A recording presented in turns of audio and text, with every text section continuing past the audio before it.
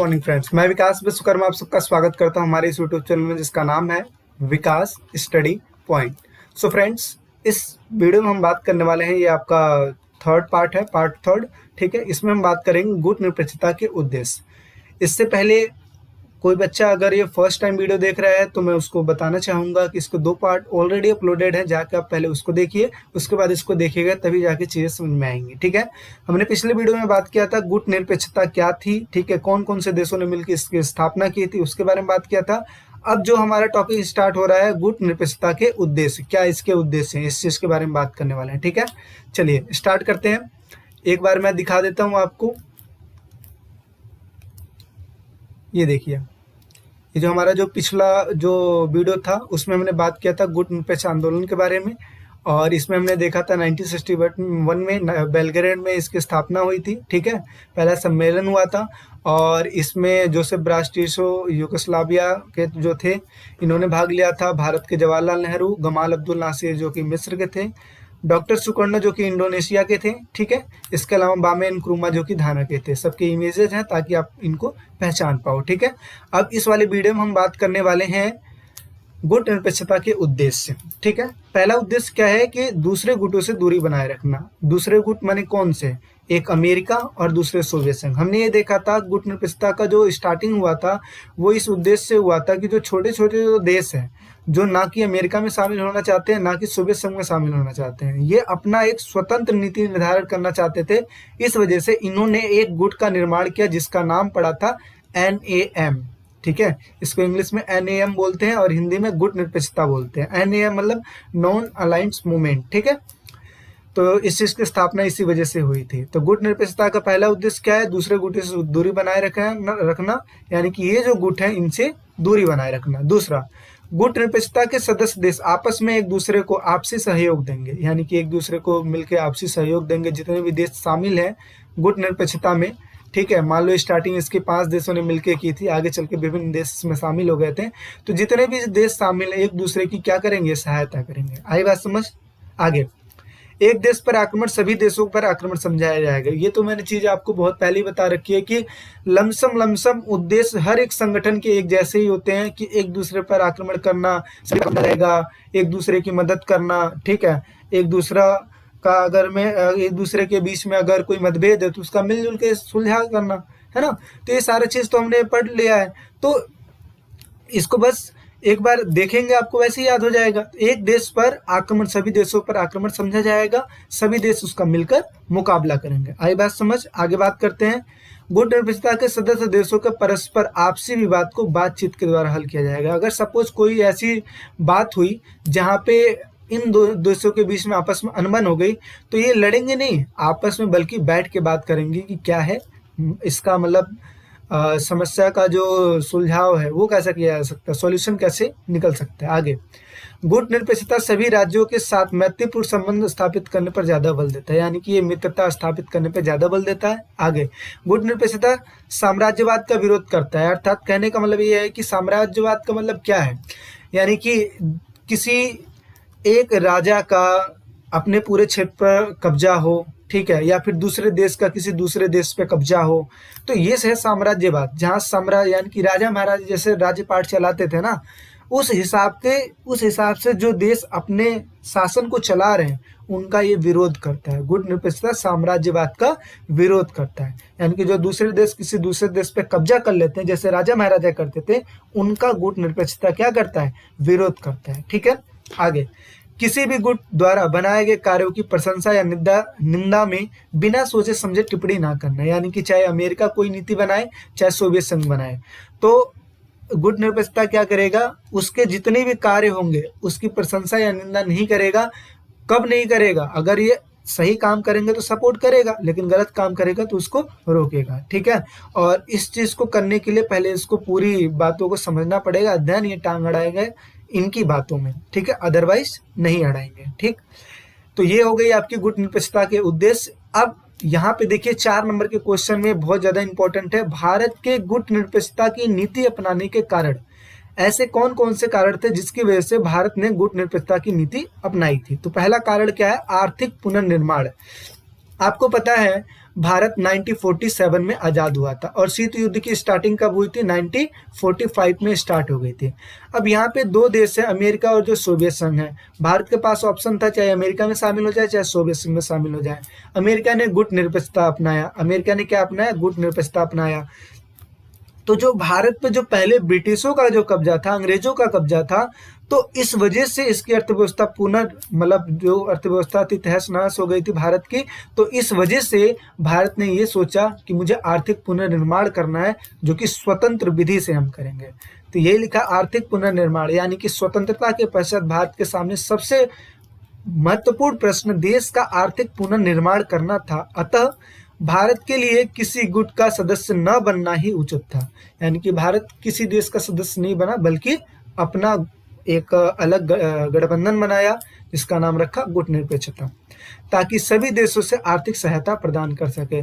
अगर ये अमेरिका में शामिल हो जाता तो सोवियत संघ के साथ मनमुटाव हो जाता, अगर ये सोवियत संघ में शामिल हो जाता तो अमेरिका के साथ मनमुटाव हो जाता। इसी वजह से इसने ये सोचा ना मैं अमेरिका में शामिल होऊंगा ना मैं सोवियत संघ में शामिल होऊंगा। ठीक है, पहला पॉइंट समझ में आ गया। दूसरा, स्वतंत्र नीति। स्वतंत्र नीति का यहाँ पे मतलब क्या हुआ? आप देखो, अगर ये अमेरिका में शामिल होता भारत, तो अमेरिका जैसे बोलता वैसे भारत करता। अगर ये सोवियत संघ में शामिल होता तो सोवियत संघ जैसे बोलता वैसे करता। इसी वजह से भारत को बहुत दिक्कत होने वाली थी। इस वजह से भारत ने स्वतंत्र नीति का निर्धारण किया और इसी वजह से गुट निरपेक्षता में इसने शामिल हो गया। तो ये लिखा है कि स्वतंत्र नीति निर्धारण करने के लिए, यानी कि कोई भी डिसीजन लूंगा, चाहे सही लूंगा चाहे गलत लूंगा, मैं खुद से लूंगा। इस वजह से उसने किसको शामिल किया? मतलब किसमें शामिल हो गया? गुट निरपेक्षता में। ठीक है, तो यही लिखा है निर्धारण के लिए भारत में गुट निरपेक्षता की नीति इसलिए भी अपनाई गई ताकि भारत स्वतंत्र नीति का निर्धारण कर सके। भारत को स्वतंत्रता हजारों देश प्रेमियों के बलिदानों के बाद मिली थी। इस गुट में शामिल होने का अर्थ किसी इस मूल्यवान स्वतंत्रता को खो बैठना था। अगर वो किसी भी गुट में शामिल हो जाता तो ये समझ लो कि वो जो हजार देश प्रेमी थे जिन्होंने अपने बलिदान के द्वारा देश को स्वतंत्र कराया था, उनका कोई महत्व तो है ही नहीं। जब गुलामी बनना है तो शामिल तो आज़ादी का कोई मतलब ही नहीं है। तो इस वजह से भारत ने स्वतंत्र नीति का निर्धारण किया और वो गुट निरपेक्षता का चयन किया। आगे, भारत की प्रतिष्ठा बढ़ाने के लिए, यानी कि भारत स्वतंत्र रहेगा तो इंडिविजुअल जब रहेगा तो कोई भी नीति अपनाएगा, कुछ भी करेगा तो स्वतंत्रता के हिसाब से करेगा, तो इससे प्रतिष्ठा बनेगी। ठीक है, तो इसी वजह से भारत की प्रतिष्ठा बढ़ने के लिए गुट निरपेक्षता की नीति का निर्माण किया गया। यदि भारत स्वतंत्र विदेश नीति का अनुसरण करके अंतर्राष्ट्रीय समस्याओं पर निष्पक्ष रूप से अपना निर्णय देता तो दोनों उनका विचारों का आदर करेंगे। अगर ये अलग होकर, चाहे अमेरिका हो गया चाहे सोवियत संघ हो गया, इनकी बातों को अगर मतलब ये अलग होकर इनके जो नीति है इनको फॉलो करेगा या फिर इनकी प्रशंसा करेगा, निंदा करेगा, तो उसमें क्या रहेगा? भारत की प्रतिष्ठा बनेगी। लेकिन अगर ये किसी भी गुट में शामिल होकर अगर ये कैसा काम करता है ना, तो इसमें भारत की प्रतिष्ठा नहीं बढ़ेगी, बल्कि उस देश की प्रतिष्ठा बढ़ेगी जिस देश में भारत शामिल होता है ना। तो ये लिखा है कि भारत स्वतंत्र विदेशी नीति का अनुसरण करते हुए अंतर्राष्ट्रीय समस्याओं पर निष्पक्ष रूप से अपना निर्णय देता तो दोनों उनके विचारों का आदर करेंगे और अंतर्राष्ट्रीय तनाव में कमी आएगी। ठीक है, भारत की प्रतिष्ठा बढ़ेगी। आई बात समझ में? आगे, दोनों गुटों से आर्थिक सहायता लेना। अब देखो, भारत के पास एक अच्छा मौका क्या था? अलग रहूंगा तो अमेरिका भी सहायता देगा, अलग रहूंगा तो सोवियत संघ भी सहायता देगा। लेकिन किसी एक में शामिल हो जाऊंगा तो दूसरे से मेरा क्या हो जाएगा? नाता टूट जाएगा और इससे लड़ाई होने की संभावना बढ़ जाएगी। तो ये थे 4 पॉइंट, मोस्ट इंपॉर्टेंट है, चीज़ों को याद कर रखिए। इसी वजह से बहुत ही ज़्यादा इलोबोरेट कर रहा हूँ ताकि चीज़ें आपको समझ में आएंगे। आगे, देतांत क्या है? इसको समझना बहुत ही ज़्यादा इजी है। देतांत क्या है? देतांत एक फ्रांसीसी शब्द है जिसका अर्थ है शिथिलता या तनाव। देखो, इसका अर्थ क्या होता है? शिथिलता। शिथिलता का मतलब क्या होता है? देख, इसका मतलब ये है कि जैसे अमेरिका हो गया, सोवियत संघ हो गया, कई ऐसे मौके आए जब लगा अमेरिका और सोवियत संघ में क्या हो जाएगा? लड़ाई हो जाएगी, अमेरिका और सोवियत संघ में लड़ाई हो जाएगी। बट कई मौके ऐसे आए कि जब इन दोनों देशों ने आपस में बातचीत के द्वारा इस युद्ध को टाल दिया। यानी कि देतांत का अर्थ ये है कि कई बार ऐसा होता है कि युद्ध की संभावना बनती है, लेकिन बातचीत के द्वारा युद्ध ना करके मैत्री पूर्ण ढंग से मित्रता स्थापित कर लेना ही क्या कहलाता है, देतांत कहलाता है। अर्थात युद्ध ना करके मित्रता स्थापित कर लेना या बातचीत के द्वारा उस सॉल्यूशन कर लेना ही क्या कहलाता है, देतांत कहलाता है। देतांत एक फ्रांसीसी शब्द है जिसका शाब्दिक अर्थ है शिथिलता, या फिर बोल सकते हो तनाव शिथिल। जिन राज्यों में पहले तनाव युक्त स्पर्धा थी, ईर्ष्या थी, विरोध के संबंध रहे हों, उनके इस प्रकार के संबंधों के स्थान पर क्या स्थापित हो जाना, मित्रता पूर्वक संबंध स्थापित हो जाना ही क्या कहलाती है, देतांत कहलाती है। अर्थात कि दो देशों के बीच में अगर ईर्ष्या, तनाव, मतभेद हो और उसके जगह पे मित्रता स्थापित अगर हो जाती है तो उसी को क्या बोलते हैं, देतांत बोलते हैं। अपरोध किसको बोलते हैं? अपरोध का मतलब ये होता है कि अगर सपोज अमेरिका और सोवियत संघ अगर ये लड़ाई कर लेते हैं, मान लो अमेरिका सोवियत संघ पर आक्रमण कर देता है, तो सोवियत संघ को ये पूरी तरीके से तहस नहीं कर सकता। हाँ, तहस नहस कर तो सकता है, लेकिन सोवियत संघ के पास इतने हथियार बच जाएंगे जिसकी वजह से वो अमेरिका को तहस नहस कर सकता है। अर्थात कहने का अर्थ ये है कि दोनों महाशक्तियां एक दूसरे से कम नहीं थी, इस वजह से दोनों महाशक्तियां आपस में लड़ना नहीं चाहती थी, क्योंकि इनको पता है चाहे मैं आक्रमण करूं चाहे सोवियत संघ आक्रमण करे, अगर मैं आक्रमण किया यानी कि अमेरिका आक्रमण किया तो सोवियत संघ के पास इतनी शक्ति बचेगी कि वो अमेरिका को भी तहस नहस कर सकता है। अर्थात इस युद्ध से दोनों का ही नुकसान हो जाएगा, इस वजह से हमें लड़ाई नहीं करनी है। तो ये लिखा है अपरोध। अपरोध से अभिप्राय एक ऐसी स्थिति है जहां परमाणु युद्ध अगर होता है तो उसमें विजेता घोषित कर पाना असंभव है, क्योंकि ये दोनों आपस में लड़ेंगे तो इसमें विजेता कैसे घोषित कर पाएंगे, क्योंकि ये भी नुकसान करेगा सोवियत संघ का और सोवियत संघ भी नुकसान करेगा अमेरिका का। इस वजह से उदाहरण के लिए यदि एक गुट दूसरे गुट पर आक्रमण करके परमाणु हथियारों को नष्ट करने का प्रयास करता है, तब भी दूसरे गुट के पास इतने हथियार बच सक जाते हैं जिसकी वजह से वो विरोधी गुट के आक्रमण के करके उसे तहस नहस कर सकता है। चीजें समझ में आगे बढ़ते हैं। उपनिवेशवाद क्या है? उपनिवेशवाद का अर्थ क्या होता है कि जो दूसरा एक बड़ी महाशक्ति होती है वो किसी छोटी महाशक्ति को कब्जे में लेकर उसका शोषण करती है। जैसे देखते हो ब्रिटिश जो सरकार थी वो भारत को अपने अंडर में लेकर शोषण करती थी, ऐसे ही। तो लिखा है उपनिवेशवाद का अर्थ है कि एक शक्तिशाली देश दूसरे कमजोर देशों को अपने प्रभाव क्षेत्र में लेकर उसका क्या करता है, शोषण करता है। इसी को क्या बोलते हैं, उपनिवेशवाद बोलते हैं। ये सब देखो एक एक नंबर के क्वेश्चन में आ सकते हैं, ठीक है। नौ अंतरराष्ट्रीय व्यवस्था क्या है, इस चीज को समझते हैं। नौ अंतरराष्ट्रीय व्यवस्था का अर्थ विकासशील देशों द्वारा खाद्य सामग्री उपलब्ध कराना, यानी कि कहने का अर्थ ये है कि आप जानते हो जैसे एक देश होता है विकसित देश, ठीक है, एक होता है विकसित देश, दूसरा होता है विकासशील देश। एक होता है विकसित देश, दूसरा क्या होता है, विकासशील देश। विकसित देश वो देश होता है जिसका ऑलरेडी डेवलप्ड हो चुका है, यानी कि जैसे अमेरिका हो गया, ठीक है, जैसे सोवियत संघ हो गया, रूस हो गया, ठीक है। लेकिन विकासशील देश वो देश होते हैं जो अंडर डेवलपमेंट है, यानी कि जिनका विकास हो रहा है, ठीक है। भारत एक ऐसी महाशक्ति है जो विकासशील भी है और विकसित की ओर अग्रसर भी हो रही है। तो इस वजह से विकासशील का अर्थ ये समझ में आया कि जो अंडर डेवलपमेंट है, लेकिन विकसित का मतलब होता है कि जो डेवलप्ड हो चुके हैं। तो वही लिखा है कि नौ अंतरराष्ट्रीय व्यवस्था वो व्यवस्था थी जिसमें इन विकासशील देशों को ये जो विकसित देश है वो क्या करेंगे, खाद्य सामग्री उपलब्ध कराएंगे, संसाधनों को विकसित देशों से विकासशील देश की ओर भेजेंगे, यानी कि विकसित देश जो है ये विकासशील देशों को संसाधन भेजेंगे। आगे बात करते हैं, वस्तु संबंधी समझौता करना, संरक्षणवाद को समाप्त करना, पुराने परंपरावादी आर्थिक व्यवस्था के स्थान पर नई आर्थिक व्यवस्था लागू करना, जहां पे जो विकसित देश हैं वो विकासशील देशों को ज्यादा से ज्यादा सपोर्ट करेंगे। आगे, नई अंतर्राष्ट्रीय व्यवस्था के अंतर्गत विकसित राष्ट्रों के लिए एक आचार संहिता बनाकर तथा कम विकसित राष्ट्रों के उचित अधिकारों को मानकर अंतर्राष्ट्रीय व्यवस्था को सबके लिए समान और न्यायपूर्ण बनाना। कहने का अर्थ ये है कि चाहे वो विकसित देश हो, चाहे वो विकासशील देश हो, ठीक है, चाहे अल्प विकसित देश हो, कुछ ऐसी आचार संहिता बनाना, कुछ ऐसे नियम कानून बनाना जिसकी वजह से इन जो तीनों जो देश हैं, जो विकसित, विकासशील और अल्प विकसित में आते हैं, ये अपना डेवलपमेंट कर सके, ठीक है। और जिसकी वजह से इनके बीच में समानता भी स्थापित हो पाए और न्यायपूर्ण ढंग से अपना अस्तित्व ये बना भी पाए। ठीक है, ये चीजें समझ में आ गई। 9 अंतरराष्ट्रीय व्यवस्था, आगे बात करते हैं। अब देखो, ये जो क्वेश्चन आते थे 3-3 नंबर में क्वेश्चन आते थे कि छोटे देशों का महाशक्तियों के साथ जुड़ने का क्या लाभ था। यानी कि जो छोटे छोटे जो देश थे ना, ये अमेरिका के साथ या सोवियत संघ के साथ क्यों जुड़ना चाहते थे।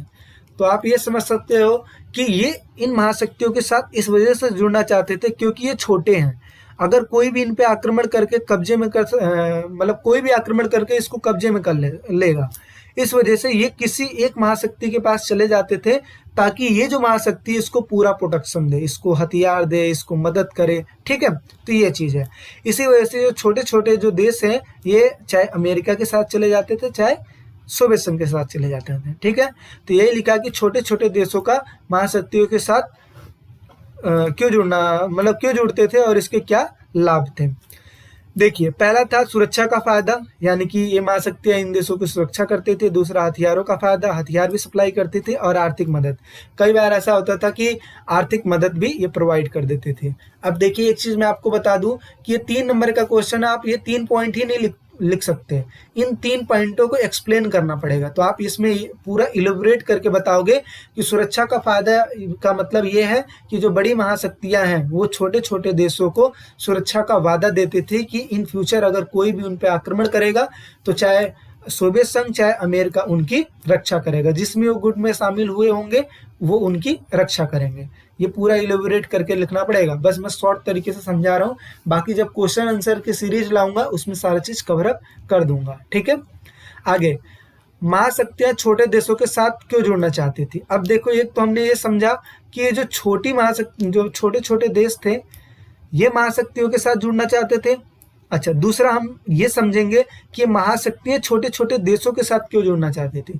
इसका रीजन ये था कि ये छोटे छोटे देशों के साथ इस वजह से जुड़ना चाहती थी क्योंकि अगर अमेरिका को सोवियत संघ की जासूसी करनी है तो छोटे छोटे देशों से इनको मित्रता स्थापित करनी पड़ेगी ताकि यहाँ पे ये अपने सैनिकों को भेजकर जासूसी करवा पाए।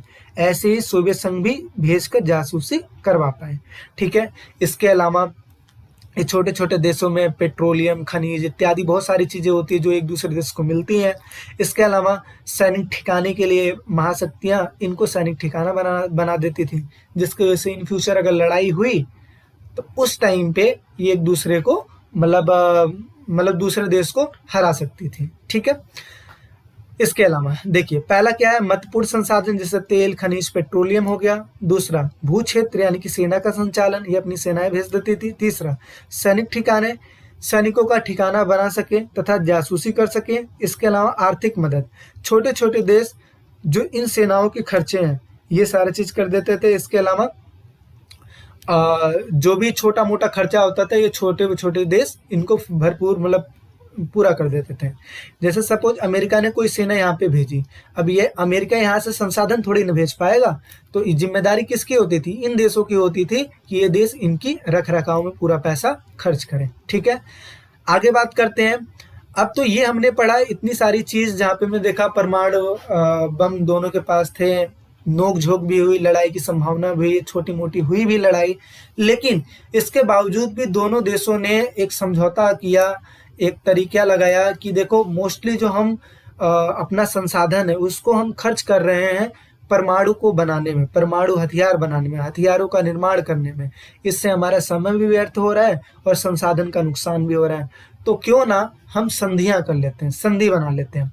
तो इन्होंने उस टाइम पे 3 महत्वपूर्ण प्रकार की संधि बनाई थी, जिनको बोलते हैं पहला परमाणु परीक्षण प्रतिबंध संधि।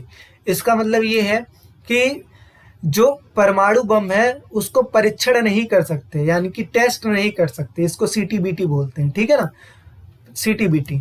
ठीक है, दूसरा क्या है, यानी कि जो परमाणु बम है उसको टेस्ट नहीं कर सकते। दूसरा परमाणु प्रक्षेपात परिसीमन संधि। परिसीमन का मतलब होता है लिमिट लगा देना। ठीक है ना, लिमिट लगा देना। परिसीमन का मतलब क्या होता है, लिमिट लगा देना। यानी कि दूसरा संधि ये हुआ था कि एक लिमिट लगा दो कि भाई हम इतना ही शस्त्रों का प्रोडक्शन करेंगे। तीसरी संधि क्या हुई थी, परमाणु अप्रसार संधि। इसका मतलब क्या है कि जो परमाणु बम है उसको अप्रसार करना, यानी कि बनाना नहीं है, अब ज्यादा इसको फैलाना नहीं है। ठीक है, अप्रसार संधि, यानी कि जो भी परमाणु बम है उसको अब नहीं बनाना है, इसको पे रोक लगा दी, इसको NPT बोलते हैं, ठीक है ना। तो ये 3 महत्वपूर्ण प्रकार की संधि की गई थी। आगे बात करते हैं पहली दुनिया। ये तो अब पता ही है, पहली दुनिया, द्वितीय दुनिया, तृतीय दुनिया, ये तो मैं फर्स्ट वीडियो में बता दिया था। पहली दुनिया अमेरिका और पूंजीवाद देश, द्वितीय दुनिया सोवियत संघ और साम्यवादी देश, तीसरी दुनिया भारत और गुट निरपेक्षता वाले देश, जैसा कि आप इसमें देख सकते हैं। यानी कि जो ग्रीन दिखाई दे रहा है ये क्या है, पूंजीवादी वाले देश है, ये जो है साम्यवादी वाले देश हैं, और जो रेड कलर के हैं ये कौन से हैं, यानी कि थर्ड वर्ल्ड में आते हैं ये, इनको बोलते हैं गुट निरपेक्षता वाले देश। तो ये था आपका फर्स्ट चैप्टर। आई होप सारी चीज़ें आपको समझ में आई होंगी, ठीक है। और वीडियो कैसी लग रही है वो आप कमेंट सेक्शन में कमेंट करके बताइए। बाकी मिलते हैं नेक्स्ट वीडियो में। बाकी अच्छा लगे वीडियो तो शेयर कीजिए, सब्सक्राइब कीजिए, लाइक कीजिए, और उन बच्चों के पास भेजिए जिनको इनकी सबसे ज़्यादा नीड है। क्योंकि आपको पता है आप जितना हेल्प करोगे दूसरों को, क्योंकि हम हेल्प ही कर पाएंगे ना। देखो हम जितना हेल्प करेंगे, एक तो वो दूसरा व्यक्ति भी, वो दूसरा बच्चा भी आपको याद रखेगा कि इस दोस्त ने मुझे ये वीडियो सेंड किया था, और दूसरी बात इससे आपका भी नॉलेज बढ़ेगा, उसका भी नॉलेज बढ़ेगा जब आप लोग आपस में डिस्कशन करोगे। बाकी वीडियो कैसी लगी ये आप कमेंट सेक्शन में बताइए। बाकी मिलते हैं नेक्स्ट वीडियो में। अभी के लिए बाय बाय।